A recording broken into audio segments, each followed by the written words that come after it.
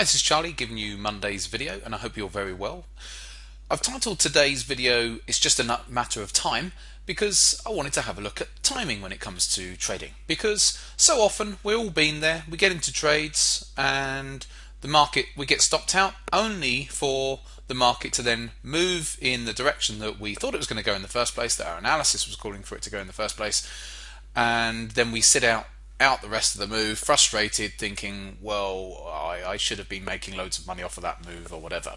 And sometimes it's just a case of just I say poor timing, just the wrong timing.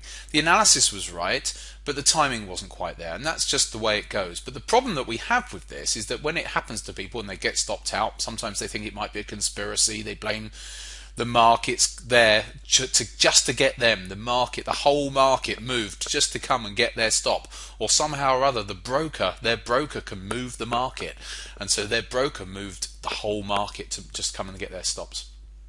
So they like to blame other things, but the reality is it's just the ebb and flow of the markets, and sometimes we just get stopped out based on the ebb and flow.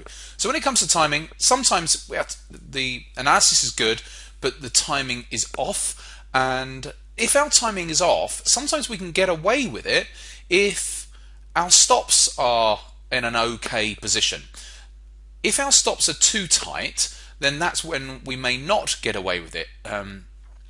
So what I mean by that is, I'm not saying go and have huge stops, but what I am saying is have a look at the average true range when you're trading and see whether your stop is within the average range. Now it depends on the entry, and there's some entries don't need to be outside of the average range because of the type of the entry they are, reversal type entries. But if you're trading already within a trend, then it's more likely you're going to need to have a stop which is outside the average range. Otherwise, you're at higher risk of getting stopped out on the day-to-day ebb and flow of the markets. So that's one thing you can do. What we see is a problem that some traders do is that they decide after getting stopped out numerous times, only to see the market moving then in their direction. They then elect to go and have huge stops, which then massively skews their risk-reward invertedly. And then that can bring about its own problem. Or they don't use stops at all because they say, do you know what, it always comes back. And of course Murphy's Law kicks in at that stage, because the time that they decide to do that, it won't come back, and they will be wrong in their analysis, and then they'll end up having all sorts of issues because they haven't used a stop loss. And we see that out there as well. A good example of this is actually when I was trading the euro dollar the early part of the year. Down here I was in a swing position and I had to sit through all that chop. So you could say that my timing was off, but because of the stop loss was okay, in that I had the stop outside of the range, then okay, my timing was poor at that point because I had to sit through the trade for a month, but ultimately it broke up to my target up there. But and the risk reward was still fine on it. So so it wasn't like I'd gone and put a stops way out of the way, which is just too far. But it was just that this was just chop, and unfortunately it didn't come too low to stop me out. So sometimes your timing is just going to be off, but the direction is right. So just bearing that in mind. I always say put a good slant on it. Even if you get stopped out, you can always say, well, at least my analysis was correct. And the other thing is, as Paul Judah Jones once said, you can always get back in. I don't know if you can always get back in, because sometimes the market doesn't allow you to get back in, depending on how it's setting up.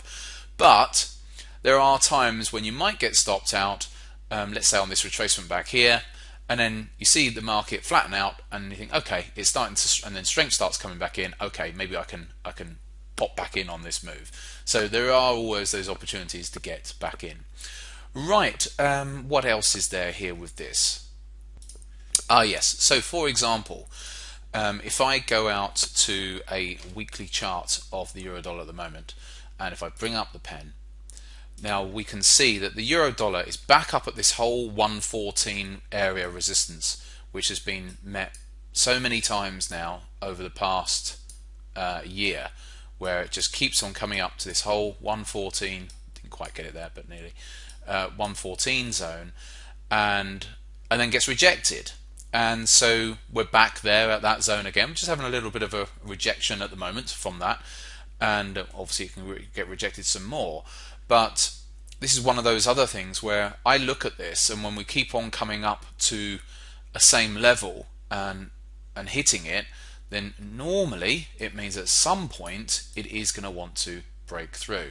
Now, I don't know when that may happen, and of course my analysis can't possibly always be 100% correct, but looking at this and looking at that factor that's there, that we keep coming back up and probing, I would like to think that there's still some more upside to come yet at some point on the euro dollar. The only thing is, one thing I cannot predict is the timing. So I don't know whether that might actually break out, this week, this month, in 2 months' time. That's the one thing I can't predict. But what I do see is we keep coming up and probing this level. So I do see the potential for the euro to go a bit higher yet, probably up towards this old high from August last year. So I do see that potential. I think that high is up at let's call it 117. It's a bit above 117, towards that zone, so the 116 to 117 zone. I think ultimately, but this is a big but, because you can't just say, oh, I'm just going to buy this, because euro might decide to have a bit of a pullback over the next few weeks first, and then go up again. So you just don't know. But I do see the potential for the euro to go up just for that next leg higher, and a breakout of all of this. It's just a matter of timing. We shall see if that does happen, and more importantly, when that may happen. Anyway, have a good week. I'll be back on Friday.